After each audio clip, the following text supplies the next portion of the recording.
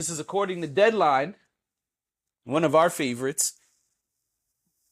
It says here, FX has opted not to renew drama The Old Man for a third season. The Old Man has been canceled. I'm not surprised. And for those who have not seen The Old Man season 2, 1, shame on you.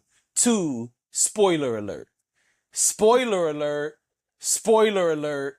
Spoiler alert. One more time. Spoiler alert. Now because, people be acting like, oh my God, you spoiled it. Like, nigga, it came out in 1985. I didn't spoil it. You didn't watch it. It's not a spoiler. I love when it's something like a war movie or something like that, or like a war, or documentaries really get me when they're like, you spoil the documentary. You mean the story that actually happened like 10 years ago? I spoiled it for you? All right, go away. You spoiled it. I didn't know Kobe was in Italy when he was a child. Why would you spoil that for me? I just like Fam.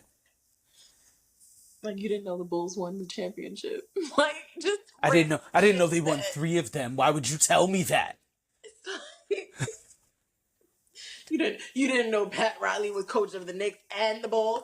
Okay, like it's just like ridiculous things like that where it's just like, please don't go. And anyway, this is the time to make the exit. If you plan on watching season 2 and you do not want to know what happens, you can exit stage left. Here. That's totally fine. This is the last topic, so you don't even have to worry about coming back tonight.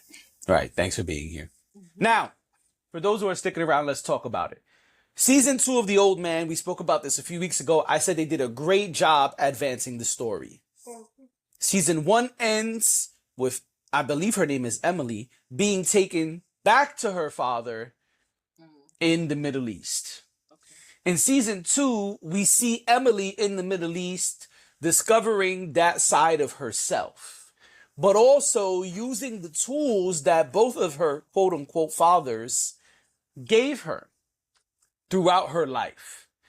And what happens at the end of the season changes everything. Okay. We see lots of tumultuous situations, lots of near-death situations for all the main characters, for both quote-unquote dads, actually all 3 quote-unquote dads, and Emily herself, which is cool, right? All good. But the problem is, let me move up a little bit here. The problem is, at the end of this show, we see innocent, completely lost Emily become an overlord.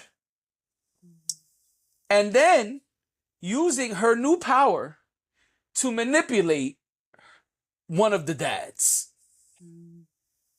It was corny. It was corny that y'all left her alive when she should have died. It was corny and very easy to see that y'all were gonna do that when it looked like she died. It was just weird. It was not a good ending. And so I don't blame y'all for stopping the show. Because truly, people probably were not going to want to see Emily being the overlord of the Middle East. I haven't seen season 2 yet, so these are spoilers for me too. I mean, I don't have a problem with that, but I hear you. I'm all for girl power. I say it all the time. I'm a feminist. I'm cool with y'all giving, powerful roles to women. Mm-hmm. But y'all OD'd. Y'all OD'd. And truly, a lot of the season was very guessable. There were lots of things that was like, all right, I'm guessing XYZ is going to happen. There was too much foreshadowing. And it probably means that the numbers were diminishing throughout the season because it's a show that was on the streaming apps. And we know that's how they're doing things today. If the viewership is not increasing over time as the show is playing out, then that's a bad sign. And people probably weren't rocking with this season. It was a weird season. It wasn't a great season. There were twists and turns, yes. But not phenomenal. And truly, even though I thought the show was all right, I was entertained. I was like, man, this is pretty cool. Yeah. That ending was trash. That ending was trash. Turning her into some powerful overlord that the US is eating out of her hands at the end of the show. Mhm. It's like, yo, fam, what are we doing here? Yeah. No, So no. hmm, I do want to watch season 2 because I really enjoyed season 1. I know it might not be the same experience, but I think it's worth watching, right? I just, I mean, I guess it is what it is. Like, it was a good show while it lasted, I guess. Um, but sometimes shows, this happens with shows, right? Like, and if your season 2 is the weird season, It's not a good sign. not a good sign. Not a good sign. Not a good sign. You gotta wait until season 3 at least to get weird. Or really be able to bounce back. Season 2 of The Wire is one of the most hated seasons in our culture. But it's one of the greatest seasons when you really pay attention to what happens next throughout the show. Because it sets up so many other things for the rest of the show. Yeah. We also are in very different times than when The Wire was airing. Sure. You had more leniency at that time. Right. Today, not so much. Yeah. Yeah. I yeah, I think things happen a lot faster these days. Mhm. And the show does start on cable, right? Like it Yeah.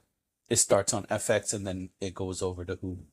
yeah, and I mean, I think you started to say this before, but I think when you're dealing with something that's passing over from um, cable or even broadcast, you're hoping to get those additional numbers these days.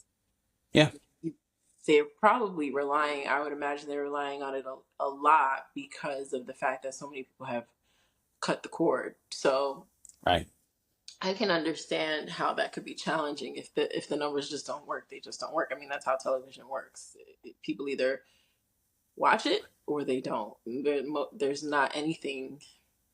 There's almost nothing, I should say, that is not subject to that. Like Right. most things Yeah. are. So I mean, it's unfortunate. But the one thing that I will say about FX is FX pumps out some great shows. I agree. So disappointing that this one is over, but I'm sure there will be a bunch of other shows. Honestly, I think that needs to be an episode soon where we talk about what's coming up because there's a lot coming in Q1, and we're in that fall winter TV season Yep. where there's a lot of content. So something we should talk about, but sorry to that man, that old man, as Kiki Palmer would say. Listen, one of my favorite movie quotes ever is in the movie American Gangster. And the supplier tells Frank Lucas, Frank, there's a difference between quitting while you're ahead and quitting. Okay. I'll leave y'all with that.